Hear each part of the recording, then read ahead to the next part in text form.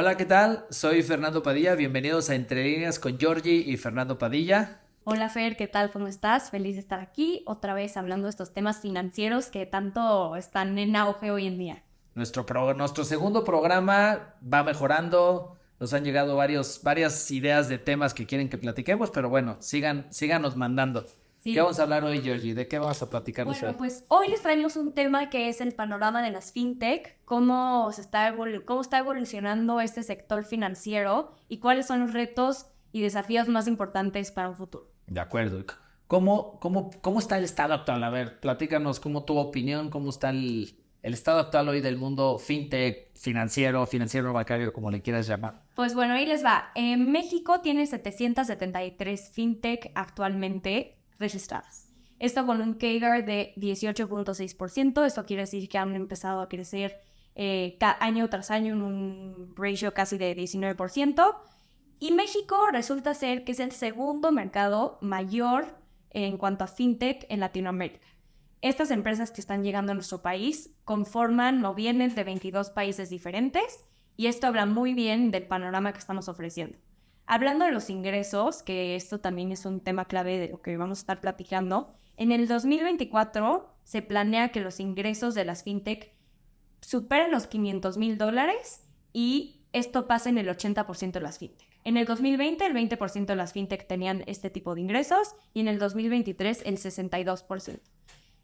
Todo este panorama ha sido impulsado por el acceso limitado al financiamiento que hemos visto por el sector financiero tradicional, donde el 44.6% de estos productos están siendo destinados a las personas que tienen nula o poca noción de la bancarización o de la educación financiera en nuestro país. Esto es bien importante para los siguientes puntos que vamos a dar. Y bueno, la concentración de crecimiento está últimamente en la guerra de tasas. Pero bueno, eso es un tema de lo que vamos a hablar más a fondo.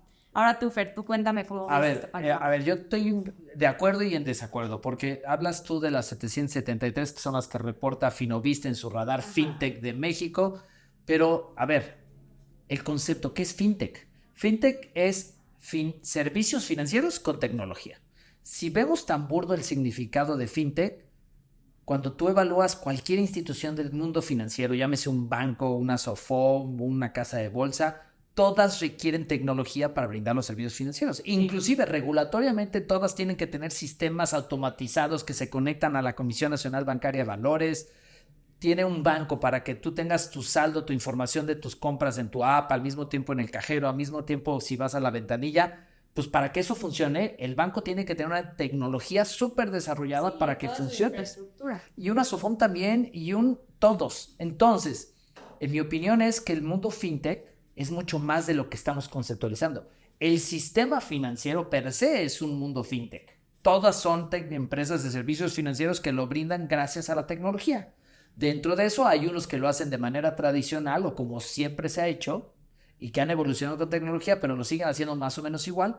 Y luego está toda esta ola de nuevas startups, empresas nuevas que lo están queriendo hacer de manera diferente, como microempresas, como startuperos, como nuevos modelos con algunas variantes más novedosas, que esas tal vez son las que están en el radar. Porque si tú te fijas en el radar, hay SOFOMES que están reportadas como fintech, hay SOFIPOS, hay modelos tradicionales, además regulatoriamente como otros modelos, pero que se están detectando como fintech. Al final, ¿quiénes entran en el radar? Primero, las empresas que se registran. Dos, las que evalúan que sí cumplen los criterios para ser fintech. Pero en mi opinión es que todo el sistema financiero en México es fintech, ¿no? Y eso nos habla que redondeando el número entre estas 773 registradas en este radar, porque en el otro radar que es el de Finovating hay ahí 680, ¿no? Un número muy parecido. Pero si además agarras las empresas que están en el sistema financiero registrado en los canales oficiales, ahí tenemos 3,000 instituciones en el país. O sea, tenemos un número entre 3,000 y 4,000 empresas que están queriendo resolver las necesidades de los mexicanos o de los servicios financieros de los mexicanos a través de distintos modelos, ¿no? Y eso es como mi situación que yo veo ahorita, primero, conceptualmente, dónde estamos, ¿no? Ahora, desafíos y oportunidades, ¿no? Que es la segunda parte de esta discusión que tenemos. Ok, ¿Qué es lo que está pasando? Hay más entre 3,000 y 4,000 instituciones financieras, pero cuando ustedes ven las estadísticas de inversiones, si lo hablamos, vamos a hablar del mundo financiero desde dos perspectivas. Inversiones, que es todo lo que tiene que ver de dónde la gente pone su dinero a trabajar, llámese inversiones, ahorro, y la otra es la parte crediticia, ¿no? Las necesidades que tienen las personas para cuando necesitan dinero, necesito una tarjeta de crédito, necesito un crédito, necesito un financiamiento, un arrendamiento, un factoraje, si soy una empresa.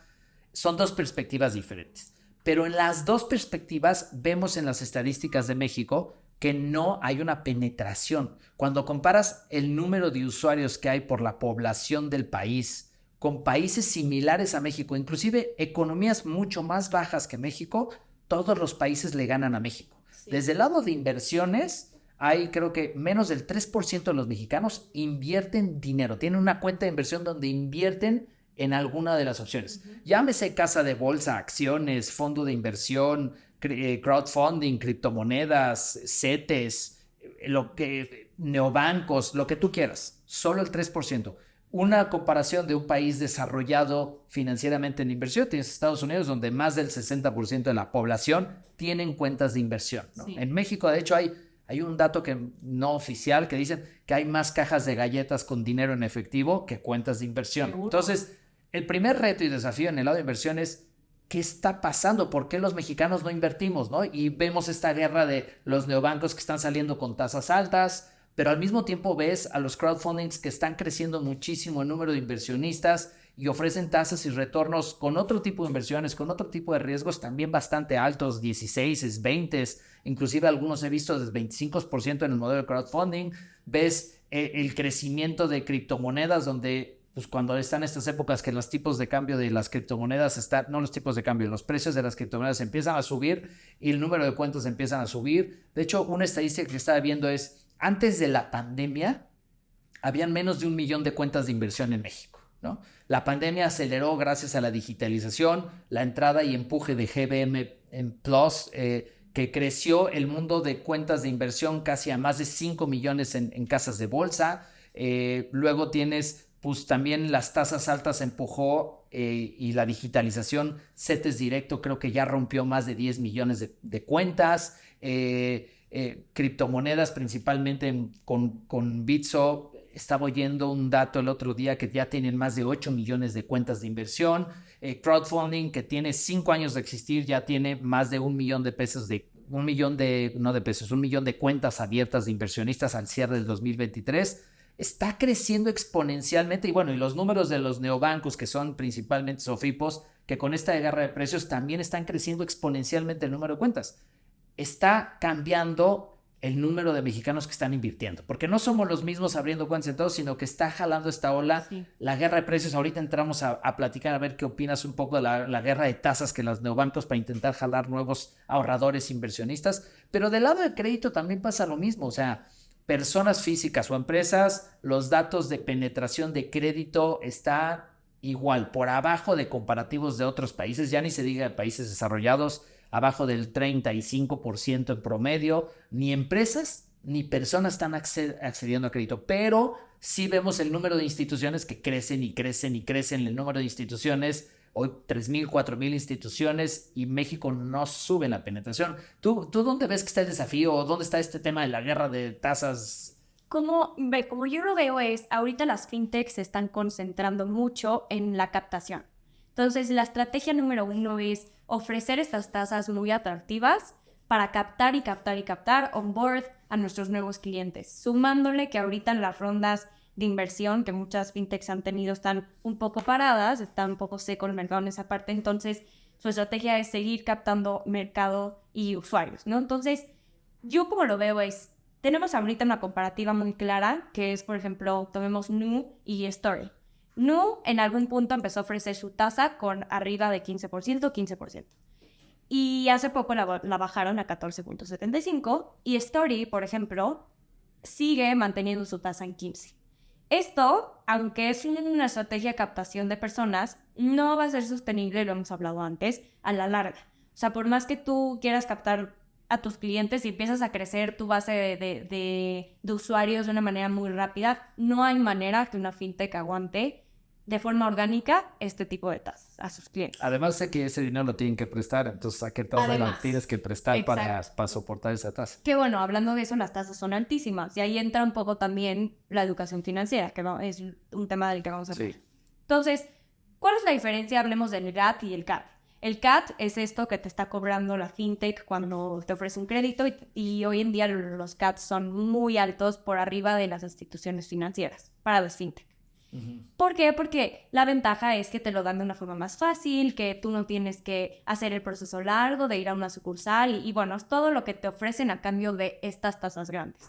Y ahora el GAT es esta ganancia anual total que ellos te ofrecen por dejar tu dinero en una cuenta de ahorro y que empiece a crecer. Un ejemplo es, digamos que tú quieres poner 12,000 pesos al mes en tu cuenta de Story. Story ofreciendo un 15%. Entonces tú en periodo anual tendrías 144,000 y los rendimientos que te ofrecería Story con esta tasa sería de 11,451 prox. Y al final de tu periodo tendrías más de 150,000 pesos. 155,000 pesos. Si tú invirtieras esos 12,000 pesos en una sola vez, tendrías 1,800 de rendimiento acumulado y al final tendrías 13,800 pesos en vez de tus 12,000. Ahora, como te lo pintan tenemos un GAT de 15%, pero el GAT real es de 10.8% aproximadamente. Y la diferencia es que lo ajustan por todos estos factores que hoy en día vemos de inflación, de cualquier criterio económico e incertidumbre que podamos tener. Entonces, siento que es muy atractivo para una persona que no conoce muy bien otro tipo de instrumentos, que digan, ok, un crowdfunding que te ofrece un 30%, un CETES que está ahorita en 11 y cacho. Una vez que tú tienes un conocimiento de todos de esos instrumentos, puedes decir, bueno, tal vez no se me hace tan atractivo invertir en una cuenta Story del 15% porque es una cuenta de ahorro normal, prefiero irme al riesgo, prefiero tener otro tipo de instrumentos, pero a los que no, pues sí es una jugada muy inteligente desde mi punto de vista. Y cuando hablamos, por ejemplo, de GBM, que los mencionabas, que es otro jugador importante porque al fin de cuentas GBM concentra casi todo el mercado de inversiones en México. Bursátiles, que es lo más atractivo para las personas. El go-to, la empresa que más se conoce hoy en día es GBM. Sí. O sea, tiene la concentración casi absoluta. Entonces, tienen una opción que es GBM Plus con Cash, con Smart Cash. Y esto es una opción igual a las cuentas de ahorro, con liquidez inmediata, con igual una tasa atractiva, aproximadamente el 14 y cacho, si no me equivoco, que es muy parecida a la de Nu. Pero ¿qué pasa a diferencia de Nu, a diferencia de Story con GBM? Que GBM ya tiene un mercado muy grande de clientes, que es fácil hacer la transición a este tipo de cuentas de Smart Cash, versus un que apenas está en ese proceso de captación, un Story de captación. Ese es el reto principal que veo y lo nombraría como educación financiera. Totalmente. A ver, y estamos hablando de esta guerra de tasas de los neobancos que están ofreciendo tasas altas, las cosas que está haciendo GBM Plus, las opciones de crowdfunding que están generando nuevos inversionistas, pero regresando al número que decía hace rato, menos del 3% de los mexicanos invierten. ¿Y qué pasa con todas esas cuentas que tienen las personas en los bancos? Que tú sabes que una cuenta de ahorro en el banco no te paga nada, inclusive tienes que pagar. Te cobran comisiones, te cobran comisiones por respirar, por entrar, digo, estoy exagerando, pero te cobran. El problema es ese, cobran por... Pero el 90% de los activos del país, por más crecimiento de neobancos, por más fintechs, por más crowdfunding, el 90% del dinero sigue estando en los bancos y concentrado en los principales 5. Entonces, el reto sí es educación financiera. ¿Por qué? ¿Qué está pasando? ¿Por qué está creciendo? Creció del 1% en 2020 al 3% en 2024. Está creciendo rápidamente. Están saliendo muchas opciones. Pero estamos hablando del dinero en bancos. Ahora ya ni se diga el dinero que está en efectivo, ¿no? Sí. A nivel socioeconómico bajo, la gente prefiere, cuando le pagan su nómina, prefiere ir al cajero, sacar el 100% del dinero y guardarlo abajo del colchón, guardarlo en la lata, entrar a tandas. Esa es la realidad de nuestro país. Y todo eso se refleja, coincido contigo, es educación financiera. No es que los mexicanos no tengamos opciones. ¿Por qué la gente no entiende que el dinero en efectivo, que el dinero en una cuenta de banco, no generando al menos la inflación, el dinero está perdiendo dinero? Sí. Y si yo no conozco a nadie que le guste perder dinero. No.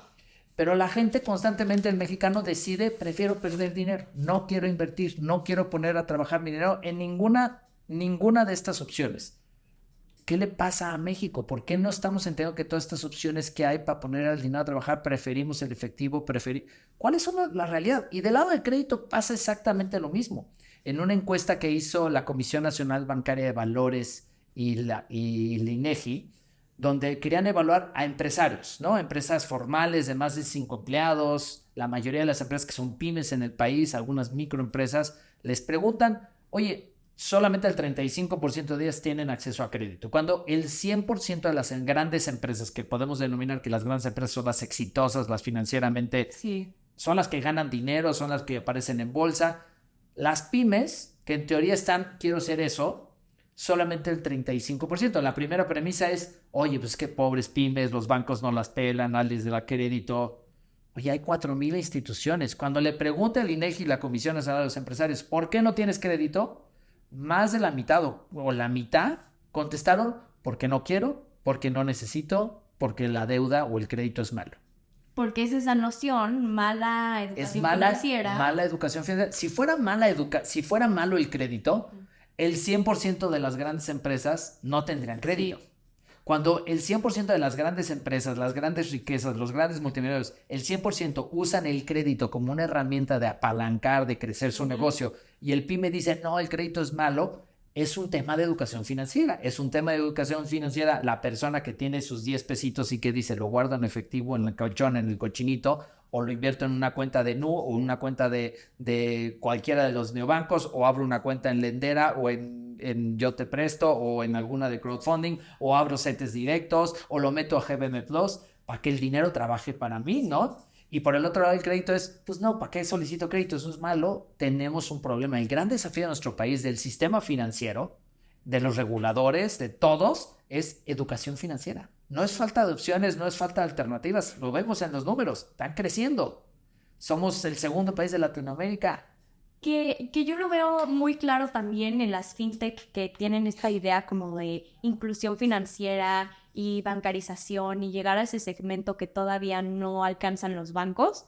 Pero también, y siempre lo digo, ¿cómo quieren llegar a ese segmento si no existe en México la cultura? Desde la educación básica, que yo podría decir en otros países, en Europa, por ejemplo, varios ya han implementado sus programas desde la educación básica hasta la superior, explicar, ¿no?, cómo funciona el sistema financiero de sus países, cómo tener acceso al crédito. Si en México no existe todavía eso por parte del sector público ni del privado, ¿cómo quieren esas fintech llegar a ese mercado no bancarizado? Entonces, el desafío es educación financiera. Pueden nacer otras 3,000 nuevas startups, fintechs, modelos alternativos, pero si no entendemos que, o sea, definitivamente más opciones ayudan a la educación financiera, más ataque, más opciones, pero si no trabajamos como sector financiero, fintechs, no fintechs, bancario, no bancario, en esta educación integral, en entender que el problema de México está en que la gente aprende a usar el dinero a su favor, sí, para una u otra cosa,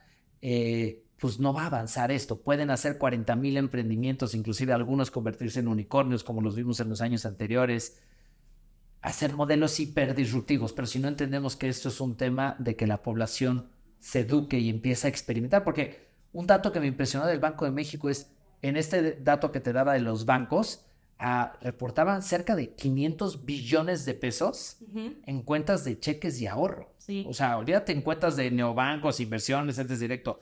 Dinero estacionado, perdiendo valor, cobrándose comisiones. Hay mucho dinero, hay muchas necesidades, hay muchas oportunidades. La palabra es educación financiera. Sí. ¿No? Ese es el gran desafío. Totalmente, ese es el principal que veo. Y ahora, Fer, a ver, estamos hablando de las tasas y yo dije como, ¿será sostenible o no? Coincidimos que en un futuro no va a ser sostenible para las fintech este tipo de tasas. Tomemos como ejemplo Nu, que ya la bajó de 15 a 14.75. Ualá, por ejemplo, es otra fintech que se mantuvo. Pero hablemos de la regulación en nuestro país, porque la regulación dicta que en algún punto estos periodos de validez de las tasas se va a tener que compartir y van a tener que bajar sí o sí sus condiciones. ¿Cómo lo ves tú? ¿Con qué piensas que va a pasar en cuanto a estas fintech? A ver, yo creo que es un tema de oferta y demanda. Definitivamente es una estrategia de mercadotecnia para captar a este público que hoy está alejado, tan lejos. Estas tasas altas realmente sí atrae porque es atractivo, más allá de que la entiendas si realmente es 10 o realmente 5 o 15 o si realmente te metes a las letras chiquitas, porque también tienen letras chiquitas. Algunos dicen, oye, solo son para los primeros 10 pesos, no para todo. Entonces, como que hay estrategia mercadológica, pero definitivamente va a traer nuevos inversionistas. Pero el dato, espera, déjame hacer un paréntesis ahí. Ualá creció en un 250% sus usuarios después de sacar esta web. Está impresionante. O sea, sí es. Está impresionante. Y están creciendo rapidísimo. Y si tú ves los datos de crowdfunding que presenta la FICO, año tras año crece el número de inversionistas 200%. Sí. O sea, el crecimiento es bestial, pero la base de crecimiento es muy chiquita. Entonces, son estrategias de mercadotecnia. Definitivamente coincido contigo, no es sostenible porque, uno, el captar dinero demasiado caro le pega al otro lado que el crédito es caro, ¿no? Uh-huh. Dos, al final cualquier negocio, startup, no startup, banco, neobancos o FIPO, crowdfunding, al final el objetivo de cualquier empresa es generar sustentabilidad económica. Claro. ¿Qué quiere decir? Que el número entre lo que ingreso y lo que me cuesta tiene que ser cero o positivo. Sí. Entonces, ninguna empresa es sostenible en el tiempo cuando pierdo dinero. Y lo que hemos visto en estos bancos, como están captando, les está pasando de que le está costando mucho eso y en sus resultados pues están generando pérdidas. Es una estrategia inicial, tiene que cambiar, tienen que empezar a cambiar el modelo a que se empiece a ser rentable para que puedan decir esto va a durar 10, 20, 30, 50 años y no nada más ahorita en este momento. Ahorita es una estrategia de mercadotecnia, yo creo que van a seguir creciendo, pero no es sostenible. Adicional que también estas tasas tan altas están relacionadas a la tasa de referencia del Banco de México, claro, que hoy venimos después de la pandemia, la crisis, el ajuste macroeconómico, la inflación, generó que México el mundo tuviera tasas de referencia altas. Ya estamos viendo que esas tasas de referencia empiezan a bajar. Cada vez van a empezar, si todo fluye como nadie tiene una bolita de cristal, pero tienden a que los próximos años van a bajar. Y eso va a empujar a que todos los que ofrecen tasas altas pues, también empiecen a bajar. Inclusive los CETES están alineados directamente a la tasa de referencia, ¿no? Entonces, si las tasas empiezan a bajar, no es sostenible en el mercado. Y además, toda esta competencia de estas 4,000 instituciones pues, va a ser una guerra de oferta y demanda. Y si alguien empieza a ofrecer créditos más baratos, igual empiezan a jalar ahora clientes de crédito al otro lado y entonces empiezan a generar clientes leales y el otro pues no puede ofrecer créditos del 11% porque pues están captando el 17% y pues tienen que bajar la tasa de captación para poder ofrecer créditos y yo creo que va a ser un juego de oferta y demanda de competencia donde todos estos jugadores chiquitos que hoy se están peleando, digamos, lo que los grandes bancos no tienen, van a empezar a realmente a crecer ese espacio, no tanto robándole mercado a los bancos, sino creando mercado nuevo de la falta de penetración que hay. Y yo creo que, o sea, ya más generacionalmente, pues ya no importa el nivel socioeconómico, ya ves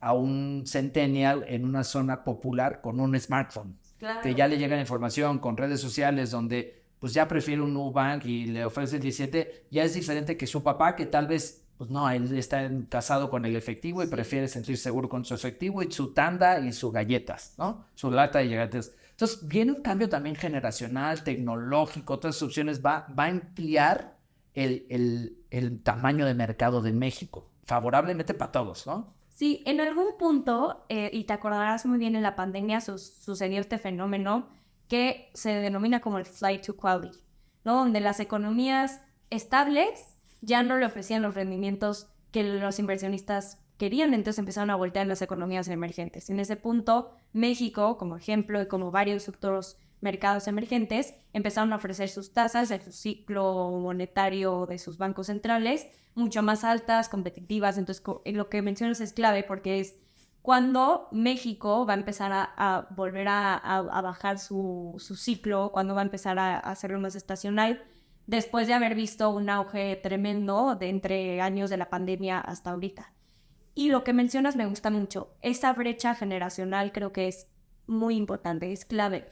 porque ya se está renovando la generación y el acceso a los smartphones ya hay más del 80 y tantos por ciento de nuestro país. Tiene Es acceso. commodity. Claro, es un commodity, entonces ya tienen acceso a internet, ya tienen un smartphone disponible, ya pueden accesar a todos estos productos que, bueno, las fintech de una forma mucho más fácil, no tienes que estar ya enrolado en el sistema financiero, sino desde cero ellos te enrolan. Es como como decía, la ventaja de un millennial, de un centennial, de decir, bueno, yo ya no tengo que tener cierta aprobación o el verified check o aprobado por el banco, tener una cuenta, un historial, para que ya me ofrezcan uno de estos productos. Entonces, bueno, para mí se me hace muy interesante cómo se va a ir moviendo los siguientes años, pero creo que esto va en algún punto, los siguientes, de mi perspectiva, 3 años, va a empezar a desacelerar cada vez más. Y ahí va a estar muy interesante porque si desacelera todas estas opciones y todos estos beneficios que se pueden ofrecer,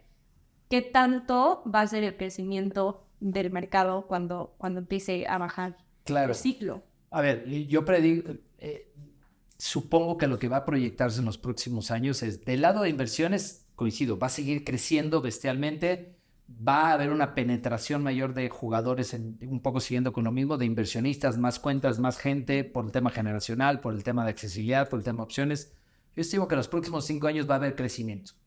Y a partir de esos 5 años va a empezar a consolidarse y va a empezar a haber una guerra donde va a mejorar la calidad del tipo de productos. Sí. Porque al final de toda la captación, o sea, el ahorro de inversión tiene que conectarse con colocación, que es la parte de crédito. Entonces, en el tema de crédito, que empezó a crecer más rápido que el de inversiones, empezó antes, cuando nacieron las SOFOMES hace 17 años o 18 años que nacieron las SOFOMES, empezó el crecimiento de crédito. Hoy, las empresas, hay una estadística de SOFOMES, 1 de cada 5 pesos que recibe una empresa viene de una SOFOM, no de un banco, ¿no? Ajá. Pero, ¿qué es lo que está pasando en el lado de crédito? Ya se ha consolidado un poco más. Y lo que yo estoy previendo un poco más en el lado de crédito, viene una época más de crecimiento de jugadores o de opciones, viene más bien una consolidación de los jugadores que hay. Y entonces vamos a ver fusiones, vamos a ver adquisiciones, vamos a ver que se empiezan a reacomodar porque ya empieza a competir y eso va a empezarse a reflejar también en mejores tasas. Que tarde que temprano la captación tiene que conectarse con el crédito. Sí.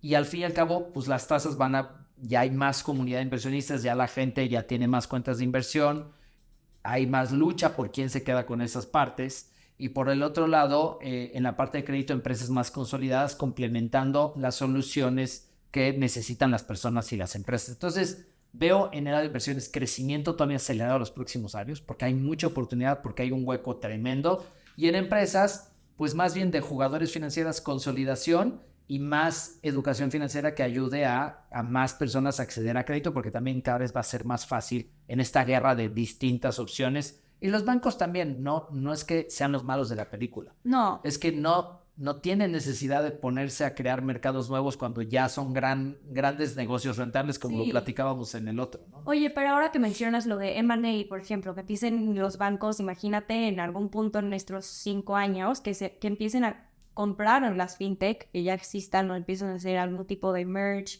y acquisition de las que le convengan, en vez de la creación de sus nuevos bancos digitales. Puede ser. Yo no creo que venga de bancos. Ya en el mundo de SOFOMES, al principio, cuando crecieron mucho las SOFOMES, algunos bancos compraron SOFOMES y no fueron buenas historias. Todavía no estaba suficientemente maduro el mercado. Yo más veo el lado de M&A, de fusiones entre fintechs, entre SOFOMES, entre SOFIPOS y SOFOMES, porque se empiezan a complementar. Y también los big techs, los Amazon, los Walmart, en lugar de crear sus patitas financieras que claramente se están convirtiendo en instituciones financieras, pues es más fácil adquirir a alguien que ya trae el track record, la experiencia, el desarrollo. No estoy diciendo que algunos bancos no compren a otro jugador no bancario para desarrollar o para comprar algo ya consolidado, funcionando, pero yo veo más el mundo de consolidación entre los jugadores no bancarios que bancos bajándose a no bancarios, fintechs, no fintechs, de todo tipo. Yo veo eso, porque la necesidad de la rentabilidad va a ser cada vez más importante. Sí. Los capitales, el dinero, no solamente van a buscar empresas que están resolviendo un problema y creciendo rápido, van a buscar empresas rentables. Sí. Y en el mundo financiero la rentabilidad está relacionada al volumen. Y todas estas empresas fintech necesitan volumen de clientes y a veces solitos va a ser difícil orgánicamente lograr esos volúmenes para llegar a la rentabilidad y la fusión va a ser el camino para lograrlo. Como ahora, ¿no? Entonces este volumen está siendo un sacrificio por el momento para captar y después, como dices, Es correcto, podría ser. Pues bueno, Fer, me encantó esta plática. Yo creo que para el siguiente capítulo vamos a tener nuevos comentarios. Les pedimos que nos manden todas sus preguntas para que nosotros las podamos rebotar la siguiente vez. Y felices de estar aquí con ustedes. Buenísimo. Y denos opinión. ¿Qué opinan de lo que Georgie y yo decimos? ¿Están de acuerdo? ¿Estamos locos? ¿Coinciden? ¿O tienen otra perspectiva? ¿Qué opinan? ¿Qué va a pasar? ¿Cómo ven el sector fintech financiero? ¿Qué va a pasar con México? ¿Nos vamos a quedar aquí con tasas altas siempre, toda la vida? ¿Qué opinan? Escríbanos. Muchas gracias y nos vemos en el siguiente programa. Gracias.